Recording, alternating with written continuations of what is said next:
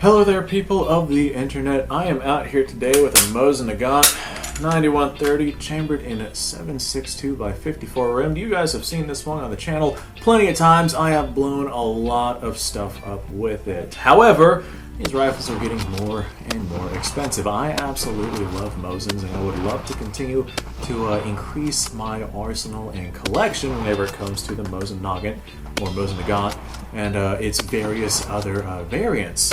Well, that's becoming more and more difficult because one of these Mosins, well, a standard refurbished 9130, is going to run you about $450 nowadays. That's a lot of money, especially in comparison to how these used to run $80, $90 not that long ago. A lot of that has to do with supply and demand. I've made various other videos talking about different reasonings and rationales as to why the Mosin has gotten dramatically more expensive over the years.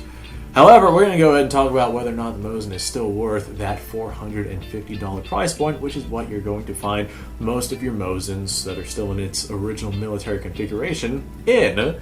But before we get started, I'm going to go ahead and say, if you like this kind of stuff, I'm trying to increase my subscription count, so subscribe to the channel. I know that me and my Mosin will be very thankful. And if you have noticed, this is not my usual recording spot, just due to some recent developments. I no longer have access to my usual recording spot.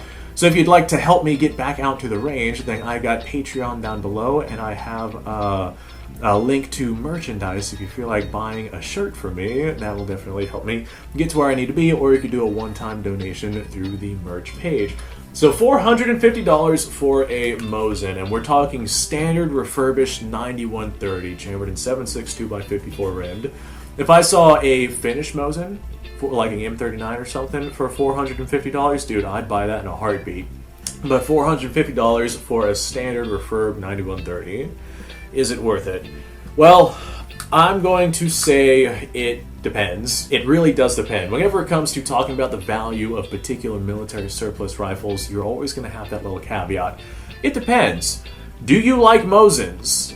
Are you like a Mosin collector? Do you want specifically the Mosin Nagant rifle? Do you have a massive surplus of 7.62 by 54 rimmed left to you by your uncle or something? If, things work out, and you are in a position to where a Mosin would be the most viable option for you, then yeah, go ahead and get yourself a Mosin. That $450 would be worth it.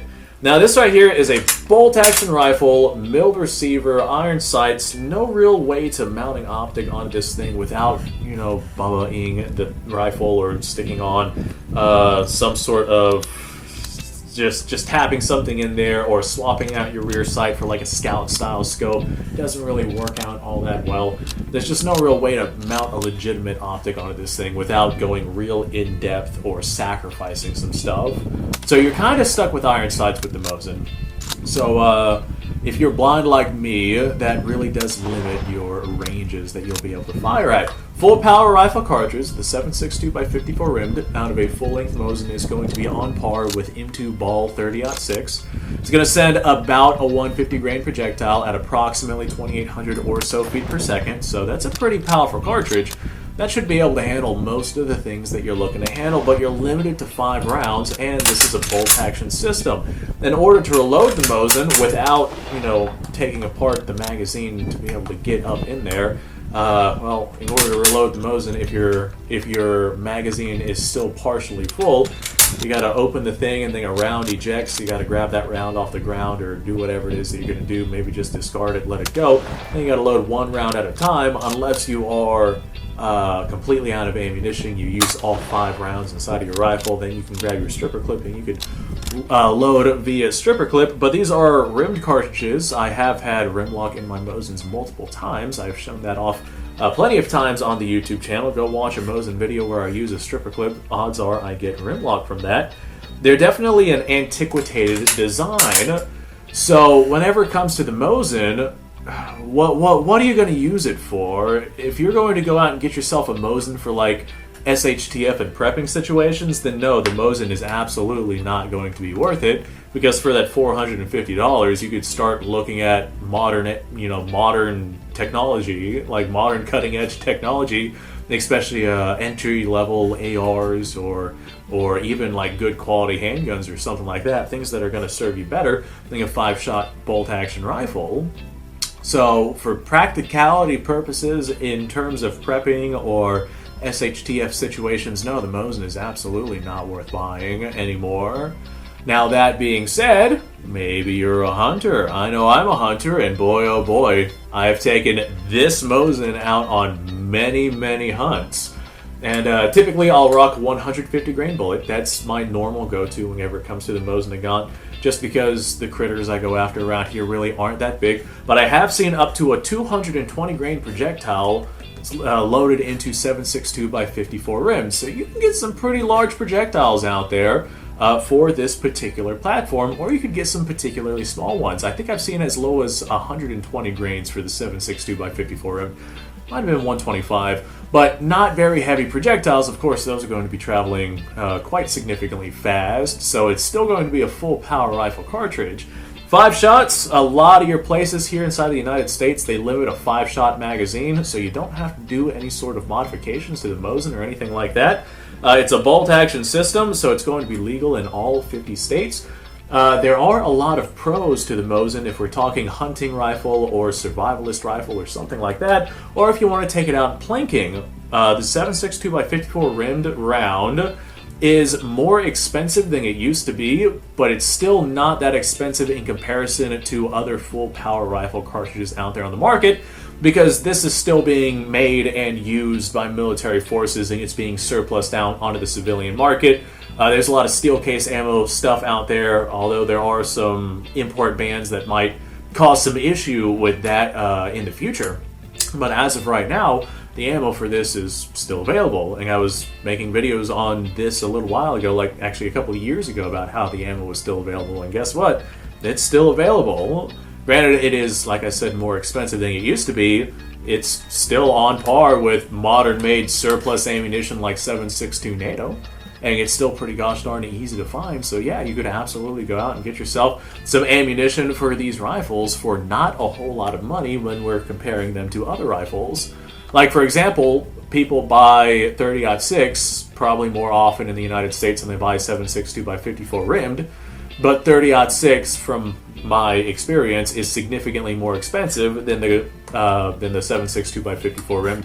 And I think that's because 30-06 nowadays is more or less made for commercial purposes, whereas 54 rimmed is still being made for military style purposes. So we're just fortunate that con-block countries are still using the antiquated rim design of the 7.62 by 54 rimmed cartridge, so we can continue to get that relatively cheap ammunition for our old antiquated style bolt action rifles such as the Mosin Nagant series.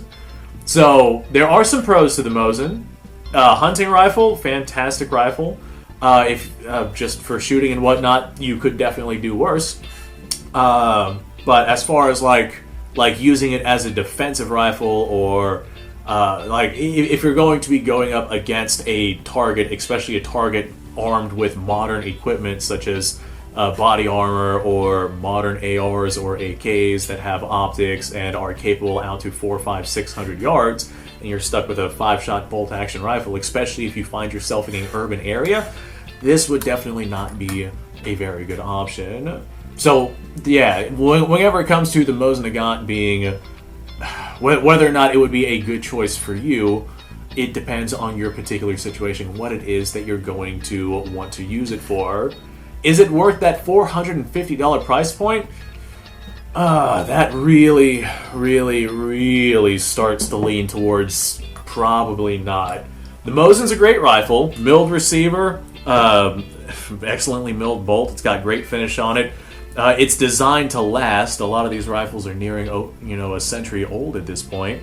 This rifle, if you get it, it will literally outlast you. It will still be around and still be shooting as long as it's taken care of and not left to rot in some mud somewhere. It will literally still continue to work long after you're gone. The Mosin is a rifle that will continue to chug. It is one that is hard to stop. It is hard to put down. But that being said, for less, like significantly less, like $450 for century-old Mosin, or $300 for a modern bolt-action entry-level rifle that you can actually mount a scope onto and make shots out to longer distances. And that modern rifle is going to be more accurate than the Mosin. Now, at those longer distances, less money will get you the rifle, and then you can get the optic and then ammunition on top of that. I just have a really tough time justifying that $450 price point for the Mosin unless you specifically want the Mosin, or unless you're already set up to have like a bunch of 7.62x54 rimmed, or maybe the capacity to reload the cartridge, or if you like insert your choice here. There are going to be a bunch of excuses as to why you could get the Mosin, but I just don't feel like the pros justify the cons at this point. The price of the Mosin is slowly raising, but it's raising at the point of inflation. So even if you spend $450 on a Mosin nowadays with the plan to sell it for $550 2 or 3 years from now, that $100 profit simply is not going to be worth it, especially if you don't particularly care for the Mosin. So yeah, for the practical purposes, get yourself something modern, including for hunting purposes and whatnot, unless you specifically want a Mosin. If you specifically want a Mosin, oh dude, they're absolutely worth it. Like, the Mosin is a fantastic little rifle for what it actually is. So, thanks for watching, folks. Appreciate your time. Like, subscribe, share. What do y'all think about the Mosin? I'm willing to bet that basically everybody in my comment section is going to love them or dramatically hate them. So, thanks for watching. Like, subscribe, share. Description below has linked all sorts of stuff. Go check it out. You guys go off, have yourself a fantastic day. I will see you guys on the next episode.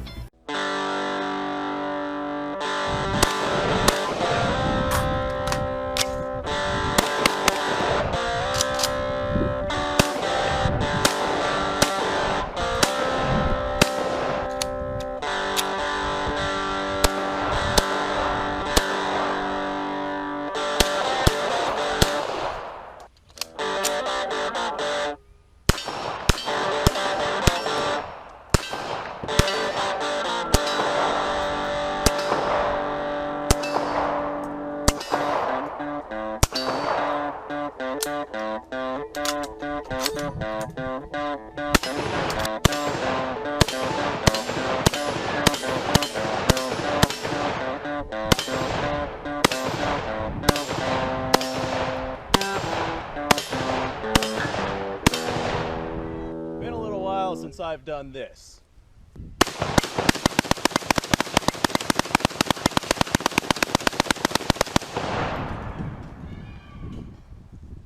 Bonnie and Clyde be damned.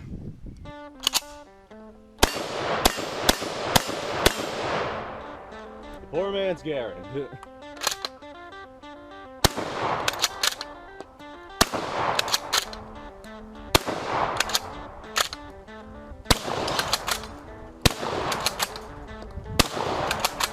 It's a shame that bolt-action shotguns aren't more mainstream.